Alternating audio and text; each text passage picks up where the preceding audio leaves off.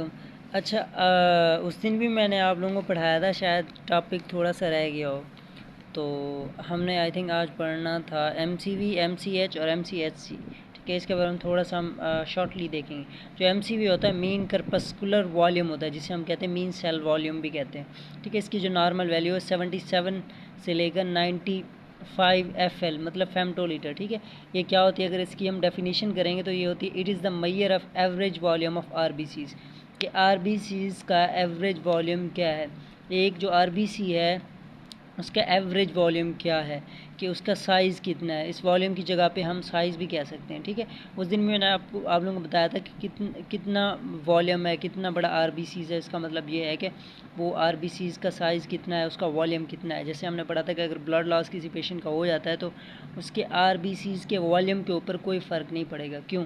Volume, इसमें हम एक आरबीसी, किसी स्पेसिफिक आरबीसीज का वॉल्यूम देख रहे हैं, हम टोटल जो आरबीसीज हैं उसका वॉल्यूम नहीं देख रहे हैं। मतलब सपोज़ एक गिलास में 10 सपोज़ कोई 10 टुकड़े किसी चीज़ के पड़े हुए हैं, अगर उनमें से कोई 5 निकाल लें तो जो 5 में से जो कोई बचेंगे, 5 या 9 निकाल लें, 5 में से जो 9 में से एक जो बचेगा उसका वॉल्यूम कम नहीं होगा, उसका साइज़ वही रहेगा। ठीक है, ऐसे ही है। अब ये डिक्रीज़ किन कंडीशंस में होता है, आयरन डेफिशिएंसी हो जाए तो ये एमसीवी डिक्रीज़ हो जाएगा। आपका सिड्रोब्लास्टिक एनीमिया, जिसे हम कहते हैं कि इमैच्योर आरबीसीज बन जाते हैं जिनका न्यूक्लियस होता है।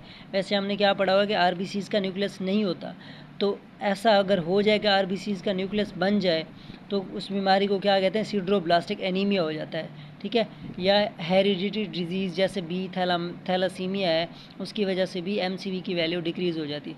ये नॉर्मल किन कंडीशन में रहता है, अभी मैंने आपको बताया कि blood loss, anaemia of chronic disease, in conditions में इसकी वैल्यू में कोई फ़र्क नहीं पड़ेगा। ठीक है, अब इंक्रीज़ किन कंडीशंस में हो रहा है, vitamin B12, folate deficiency, vitamin D12 ज़्यादा हो गया है या फोलेट की डेफिशिएंसी हो गई है, तो तब भी एमसीवी की वैल्यू इंक्रीज़ होगी। अच्छा, उसके बाद है एमसीएचसी। वो क्या था, मीन सेल वॉल्यूम था या मीन करपस्कुलर वॉल्यूम। करपस्कुलर का मतलब है रेड ब्लड सेल्स, मैंने उस दिन बताया था। मीन दरमियाना, ठीक है, corpuscular red blood cells, volume दरमियाना रेड ब्लड सेल्स का volume, it is the measure of average volume of RBCs.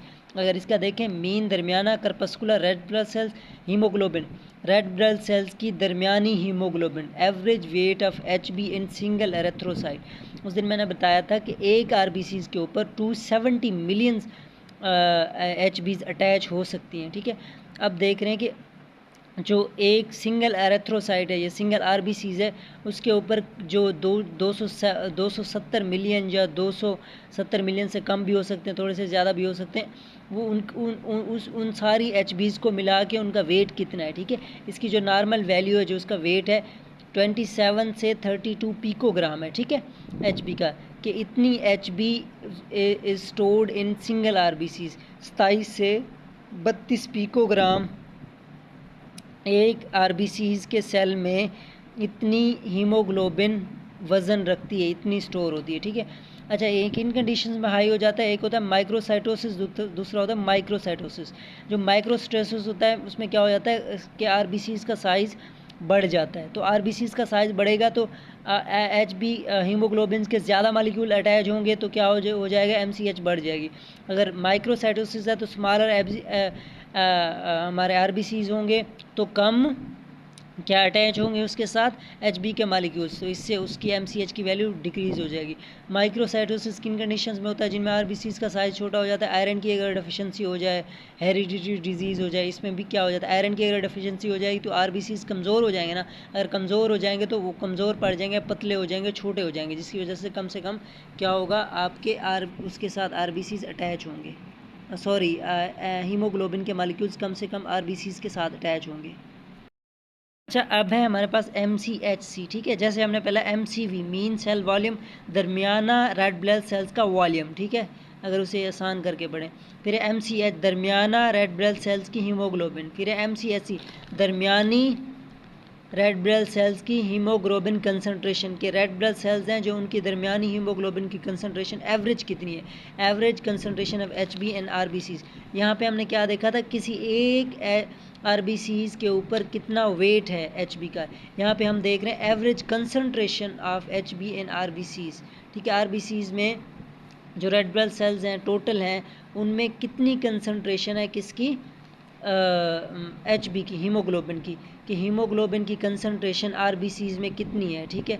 ये हमारे पास जो नॉर्मल वैल्यू होती है इसकी होती है 32 से 36 ग्राम पर डेसीलीटर, कि एक डेसीलीटर में 32 से 36 ग्राम क्या होती है। अगर हम एक डेसीलीटर आरबीसीज लें, ठीक है, उनमें 32 से 36 ग्राम क्या होंगे, एचबी होगी, ठीक है। अच्छा, ये हाई किन कंडीशंस में होती है, डिहाइड्रेशन में हाई होती है। हेरिडिटरी स्फेरोसाइट्स, अगर जैसे हेरिडिटरी हम कहते हैं कि स्फेरोसाइट्स जो हमारे आरबीसीज का साइज़ है उसमें प्रॉब्लम आती है, क्या होता है, ये विरासती बीमारी है, ठीक है। कोड एग्लूटिनेशन डिजीज़ में क्या होता है कि आपके जो सेल हैं वो एग्लूटिनेट हो जाते हैं, जिनकी वजह से क्या हो जाती है, हाई हो जाती है। अगर सेल एग्लूटिनेट हो जाएगा, एक आरबीसीज आपस में मिल जाएंगे, जिसकी वजह से हमें ऐसा फील होगा कि उनके अंदर एचबी ज़्यादा है, क्योंकि एक सेल उसके साथ अटैच होता है, दूसरा उसके साथ अटैच होता है, तीसरा उसके साथ अटैच होता है। हमें क्या लगता है कि एक ही सेल है, ठीक है। एक ही सेल जब लगता है तो उसके साथ ऐसा लगता है कि ज़्यादा आरबीसीज अटैच हो जाते हैं, तो क्या हो जाता है, इसकी एमसीएससी की कंसंट्रेशन बढ़ जाती है। हम समझते हैं कि ज़्यादा इसके साथ एचबी के मालिक्यूल्स अटैच्ड हैं, ठीक है। अच्छा, लो किन कंडीशन में हो जाती है, आयरन डेफिशिएंसी एनीमिया। अगर आयरन की डेफिशिएंसी होगी तो क्या होगे, जो हमारे पास एचबी होगी, आरबीसीज कमज़ोर पड़ जाएंगे, आरबीसीज कमज़ोर पड़ जाएंगे तो कम एचबी उसके साथ अटैच होगी, तो क्या हो जाएगी, एवरेज कंसंट्रेशन जो है एचबी की आरबीसीज के अंदर कम हो जाएगी। मतलब अगर एक डेसीलीटर हम आरबीसीज लेंगे, ठीक है, जैसे एक डेसीलीटर को मिटा दो आप, सिंपली अगर मिसाल लेना चाहो, 1 लीटर आरबीसीज लेंगे तो उनमें से 32 से 36 ग्राम क्या निकलनी चाहिए, एचबी निकलनी चाहिए। तो आयरन डेफिशिएंसी एनीमिया में क्या हो जाएगा, आपके एचबी आरबीसीज कमज़ोर पड़ जाएंगे, जिसकी वजह से कम एचबी अटैच होगी और इसकी वैल्यू कम हो जाएगी, ठीक है। अब हमने पढ़ा था एचसीटी, जिसे हम कह रहे थे हिमेटोक्रिट, ठीक है। ये क्या बताता है, tells us how much percentage of RBCs present in whole blood, कि हमने पढ़ा था कि हमारा जो होल ब्लड है उसमें से 55% क्या होता है, प्लाज्मा होता है, ठीक है। जो 45% होता है उनमें से क्या होते हैं, फॉर्म्ड एलिमेंट्स होते हैं या सेल्स होते हैं, जिनमें से 44% क्या होते हैं, हमारे पास रेड ब्लड सेल्स होते हैं, 1% जो होते हैं वो हमारे पास वाइट ब्लड सेल्स होते हैं, ठीक है। अब हम वही चीज़ बता रहे हैं कि जो टोटल ब्लड है उसमें कितना परसेंटेज आरबीसीज होते हैं। तो हमने क्या पढ़ा था, 44 पढ़ा था ना। ये देखें यहाँ पे जो मेल्स में होते हैं 40 से 52% होते हैं, फीमेल में 36 से 47% होते हैं। ये इंक्रीज किन कंडीशन में हो जाता है, हिमेटोक्रिट के, मतलब आरबीसीज की जो कंसंट्रेशन है या जो आरबीसीज के नंबर है या आरबीसीज की परसेंटेज है ब्लड में कब इंक्रीज़ हो जाती है, ठीक है। कब, पॉलीसाइथीमिया में इंक्रीज़ हो जाती है। पोली मीन ज़्यादा, साइथीमिया मीन सेल्स का बनना, रेड ब्लड सेल्स का बनना। इसमें क्या होता है, रेड ब्लड सेल्स बढ़ जाते हैं, ठीक है। रेड ब्लड सेल्स अगर ज़्यादा बनेंगे तो क्या होगा, इनकी ऑटोमेटिक तादाद बढ़ जाएगी टोटल ब्लड में, ठीक है।